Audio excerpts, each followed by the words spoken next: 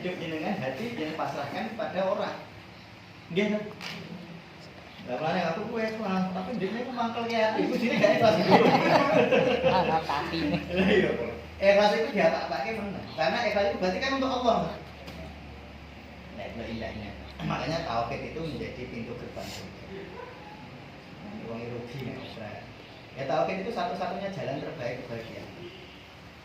Karena kalau orang bertauhid itu semuanya serba bendawi atau dengan beramal karena benda. Sholat duha ben sugih. Langsung sugih malah ora sholat duha. Gitu juga. Sing sugih sak donya niku lho, mak sing di Facebook.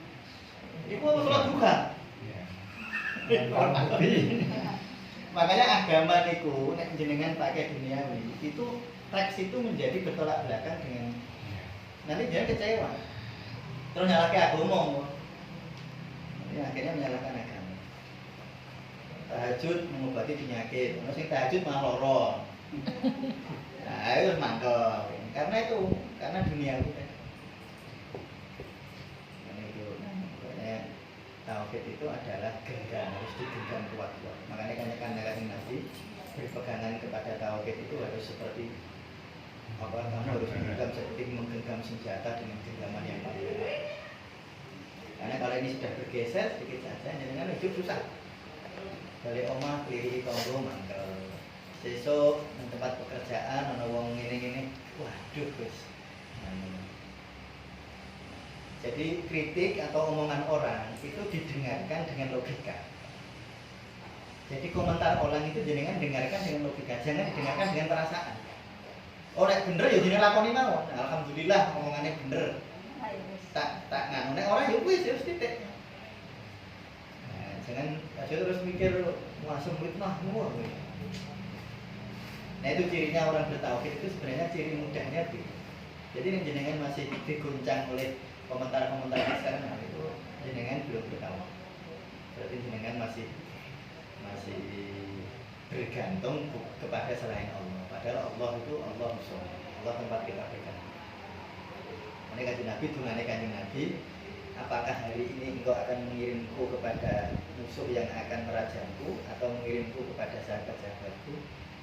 Saya tidak mengapa asal engkau tidak marah. Itu doa paling hebat sehingga kanjeng Nabi ditarik Isra Mi'raj. Itu doa itu. Jadi orang itu paling layak bertemu Allah itu orang yang kayak gitu. Susah. Ya susah. Ora susah Nabi ini jenengan. Gitu. Ya gampang Nabi kabeh.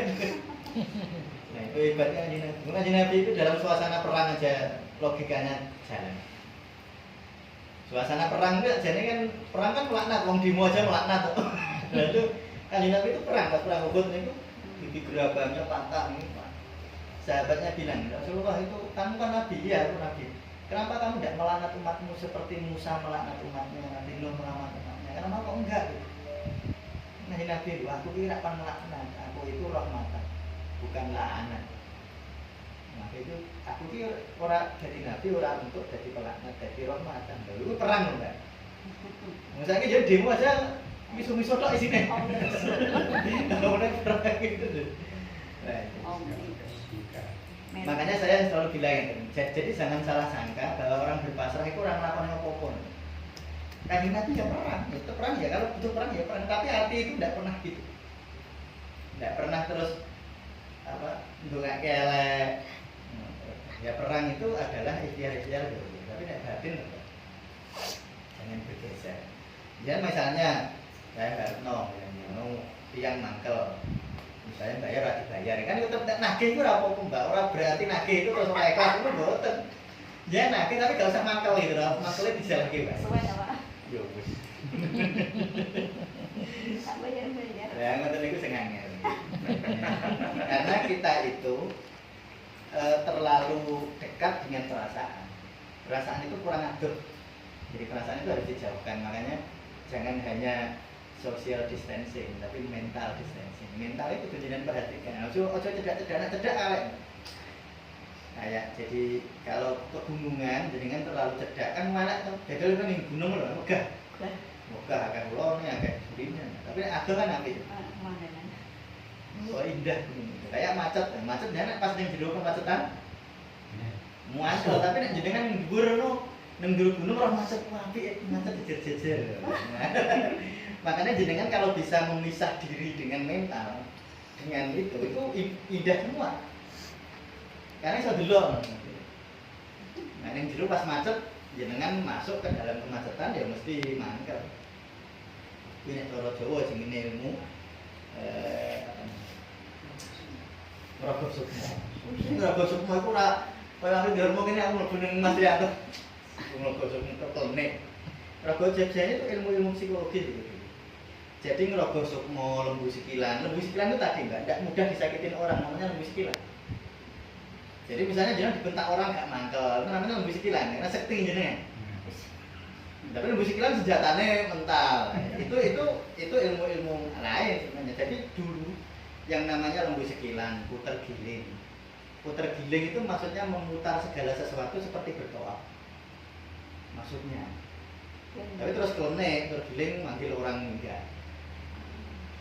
Jadi puter giling, lembu sikilan, ngrogok Sukma itu ilmu psikologis itu bahasa ilmu psikologi Jawa. Tetapi jadi nek ngruwat itu ilmu psikologis. Ngruwat itu kan benrak ruwet. Jadi ngruwat itu reframing nek cara Jawa iki. Nek cara bahasa keren. Ngruwat niku maksudnya ngruwat itu reframe. Ngubah sudut pandang itu namanya ngruwat.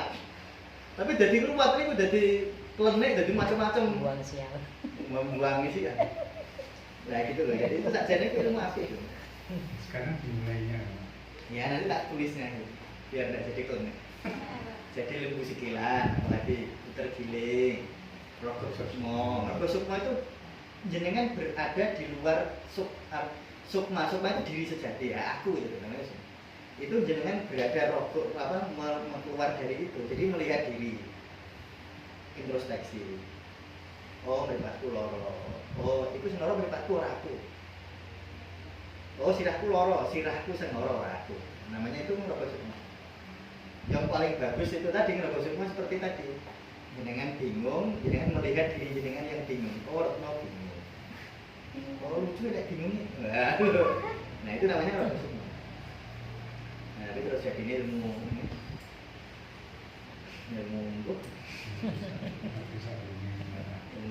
jadinya makanya itu kelemahan orang Indonesia itu karena ilmu itu bilisan, gak pernah ditulis.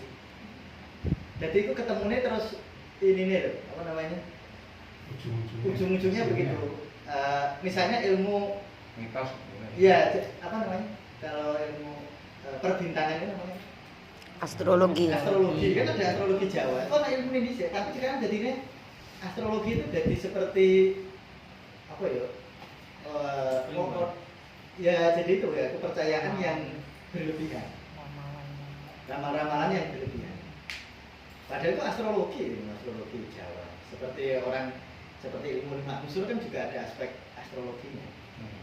Tetapi yang penting kita pegang adalah yang namanya ramalan itu ramalan. Makanya orang itu percaya, jadi beda gitu loh. Ini orang yang sering keliru paham. Tidak boleh percaya kepada ramalan. Nah memang tidak boleh. Ramalannya harus jadi percaya, tapi ngrungok kento. Hanya untuk berhati-hati itu boleh. Misalnya, engkau arep udan, meyakini engkau arep udan keliru, dosa, salah. Karena udan sampai ora tergantung. Tetapi kira-kira udan, kan itu. Yang tidak boleh itu percaya. Tetapi nek jenengan meragukan itu boleh. Meragukan itu iso bener, iso salah. Nah, yang tidak boleh itu gitu. Makanya percaya pada ramalan itu tidak boleh, karena itu ramalan kok percaya. Jenenge wae ramalan. Ayo ramalan cuaca, jangan percaya. Ya aja percaya, tapi kan iso nggo kira-kira kan. Tidak boleh itu memang tidak boleh percaya. Ya repot ya terus wong ramal. Orang ngerti dasar-dasarnya ngeramal terus wow. Pak, ramal aku, Pak. Weton. Jadi Kamu sama ramal balik ini kan dan saya ngeramal orang sakit kan sering tuh. Boleh ya? Boleh karena ada dasarnya. Terus repot lagi misalnya, ini yang saya bahas di ilmu rupiah ini. Halusinasi atau mendengar suara-suara gaib. Itu repotnya. Kenapa penyakit atau seandainya ini penyakit ya?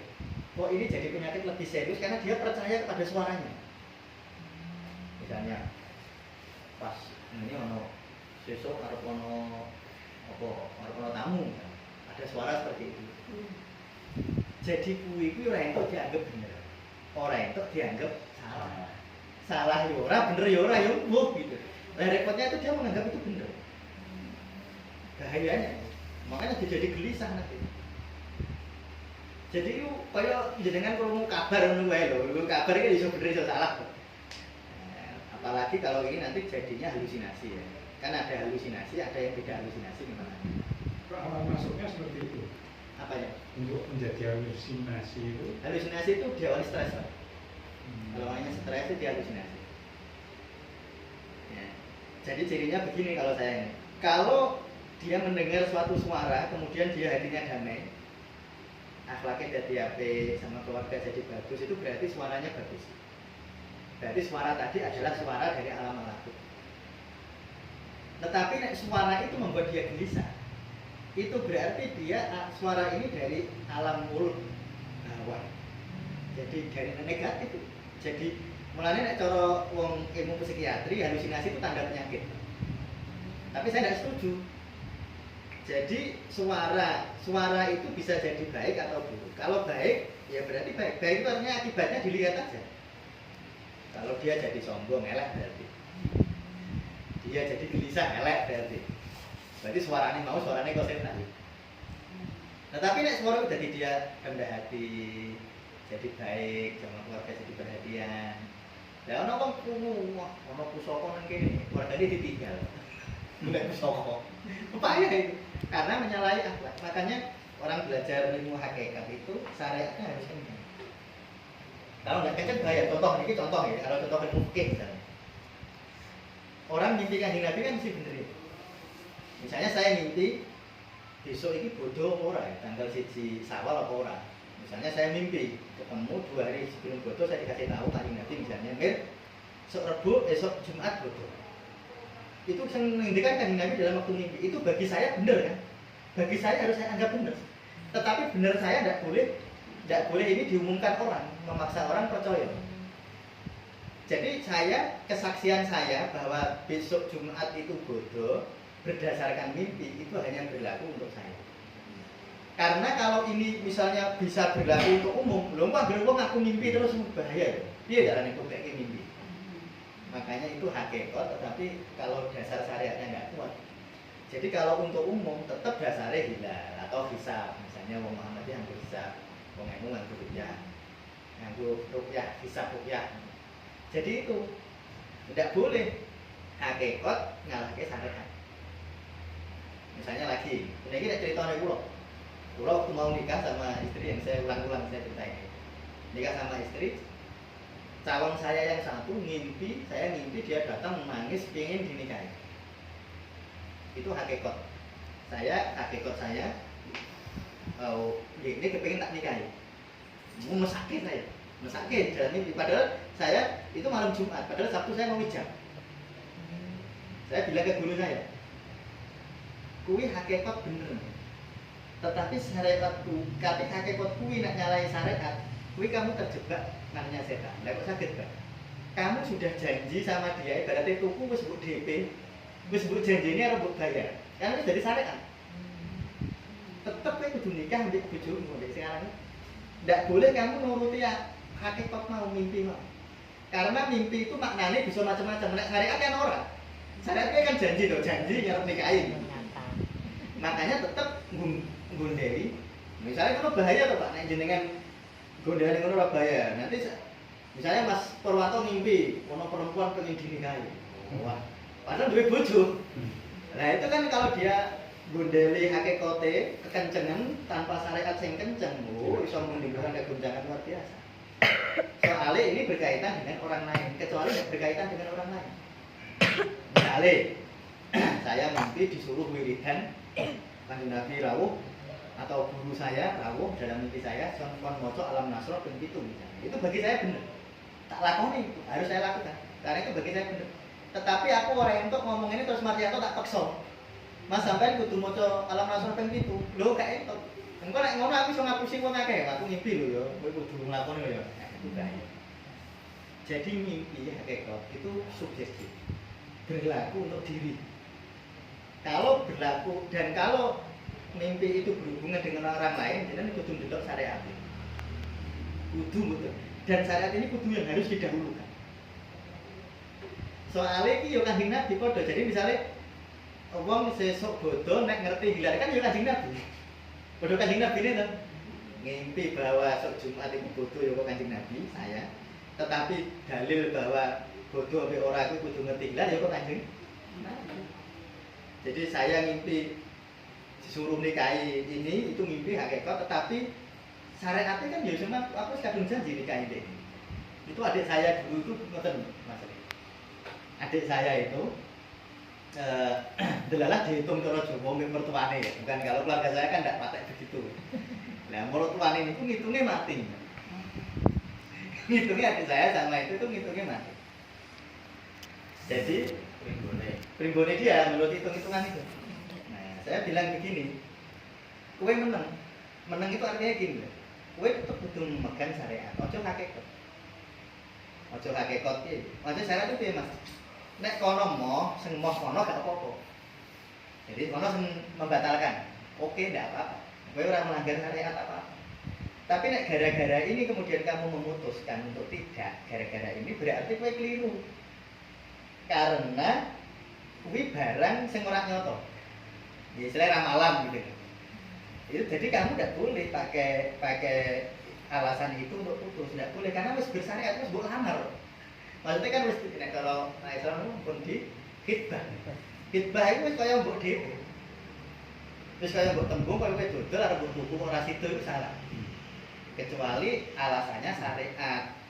Nah, maksudnya alasannya syariat. Misalnya kono sing batalke, ya wis kan gak urusan.